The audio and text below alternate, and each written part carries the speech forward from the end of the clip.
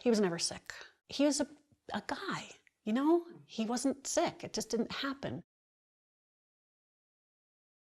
Richard was driving, he always drove, and it was early on a Sunday morning in late August. And he looked around this rural landscape on a quiet Sunday morning and said, "What's with all the birds?" And I looked around and I looked at him and I said, "What birds?" He was seeing thousands of birds, and I mean thousands. And I said, "Show me one." And so he pulled over to the side of the road and got out of the car, and he headed toward a plant. And he reached for this bird that he saw on the stem of the chicory plant, and his hand went right through the bird that he could see. There wasn't a bird. And he turned to me, and his face just went white. And tears started dripping out of his eyes. And I got out of the car and I walked over and I gave him this huge hug. And he said, "What do we do?" We went to our doctor the next day, and at the end of getting him to tell the story and asking me to fill in the details, she looked at him and he said, "Mary, am I crazy? Is this schizophrenia?" And I flipped out. I was like, in all my worried speculation, mental illness had not occurred to me. And she said no, very calmly. She said, "Richard, if it was mental illness, you'd be arguing with me that the birds were real. You're not." She said, "This is consistent with you either have heat exhaustion or some explained neurological storm in your brain, or you have a mass growing in your brain." It was another 8 weeks before the tumor appeared in his brain that had caused those birds. He had just done a sculpture for a sculpture garden in Salida called Matriculation. It's 3 blocks of rhyolite that were carved as building stones, and he repurposed, and the top one is studded with 100 and I forget how many marbles. And he had just installed that in the sculpture garden in Salida right before he had the surgery that removed the first tumor.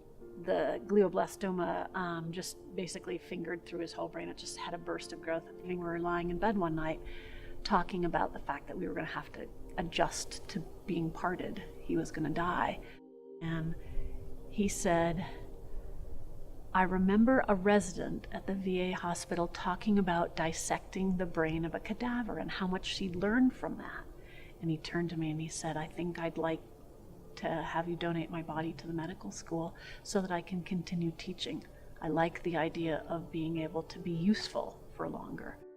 One of the things that you notice when you first walk into the cadaver lab is that they cover the faces and the hands, and that's highly personalized when you see someone's hands or their face. The value of a cadaver to a medical student is in getting out of the theoretical and into the reality of things. It's one thing to study, say, the structure of the oropharynx in a book, and it's another thing to actually deal with it in a person.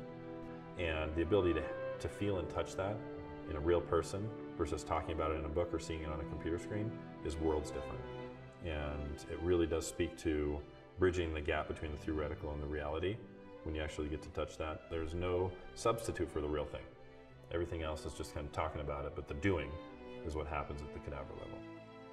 The most personal to me was when we're dissecting and learning about the cardiovascular system, and we actually get to the heart and we pull the heart out of our person who had donated, and knowing that I was holding this person's heart in my hand, and every single time that their first breath that they took, the first step that they took, when they graduated from high school, when they got married and they had their first baby, and through all of the successes and trials and tribulations of their life, that heart was with them.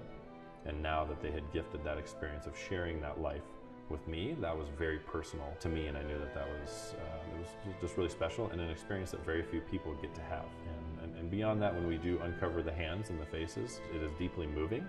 It is disconcerting at the same time as well. It takes an extra minute to recognize the gift that was given, but also the privilege that you have as a future physician in learning from people in such an intimate fashion. That changed me. So the director said, they come back to you as ashes, which aren't actually just ashes. They're kind of like gravel with ashes mixed in. And she said, "Well, I can send them to you because I know you're 2.5 hours away in Salida." And I initially said, "Yeah, that's a good idea," because it was November and the trip over the mountains is sometimes a little dodgy at that time of year, and I was busy. And then I thought about it, and the next day I called her back and I said, "No, I need to come get him. I need to bring him home." And so I packed up my truck and with my picnic basket and everything, and drove down to Denver and parked here at the medical campus. But you think when someone's cremated, ashes seem light. He's like 10 pounds. They give you this black plastic box and has his name and his number on top, and a bag inside that has toe tags on. We talked to the director of the program, and I told her what I was doing, and she said, "Oh, we have this new memorial garden. You guys probably didn't see it when you were here, but we have this new memorial garden, and you might want to start there." So I went downstairs and I put the box on a wall right here in the memorial garden, and I took a photograph of it. And I realized that in the background was this sculpture, Corpus Callosum, and it had been his favorite sculpture on the campus when we lived here for his radiation treatments. So we had, I took this photo and I realized in the background Corpus Callosum was photobombing him, which seemed really appropriate. Then I blew my nose and wiped my eyes and packed him in the truck and drove out of town. And I take 285 back to Salida, and the first stop is this boulder that he called the Wave Rock. And every time we drove that way, Richard looked at that rock because he was a sculptor and he really wanted that rock to sculpt. So I stopped at the little turnout where it is and put the box on the cement barrier and in front of the Wave Rock and said, "Hey Richard, we're at the Wave Rock." And I took a picture of him and then put him back in the passenger seat, belted him in, and drove on. And I stopped at all the stops we always did on our drive home. They were kind of like landmarks of coming home. He had successfully made it, in many cases it was Richard had successfully made it through another surgery, or he had had a good MRI or whatever. And then I brought him home and put him in a beautiful urn of a potter whose work he had admired, and put him on my a sandstone shelf that I had built in the little house I built after he died, just to have a place to put Richard. There's many gifts you can give in life, right? You can give gifts of raising your kids well, being great with your friends, traveling the world, creating memories, but to be able to pass on the knowledge from your body and onto the next generation, especially of the healthcare providers who are going to be taking care of not only one person but thousands of people with that knowledge, is an incredible gift. It's just one last little thing that you can do to help people to learn, because as they learn from your body, other people's bodies are going to benefit from that and have a better life and better experiences. But I do miss him all the time. You can't be part of someone's life for that long and they part of yours without missing them. And I have to say, I'm really glad he thought about donating his body, because for him, the idea of getting to teach the people who took care of him while he was going through brain cancer was just such a satisfying turning of the circle. For him, that was a coming around, turning his end into a beginning for someone else.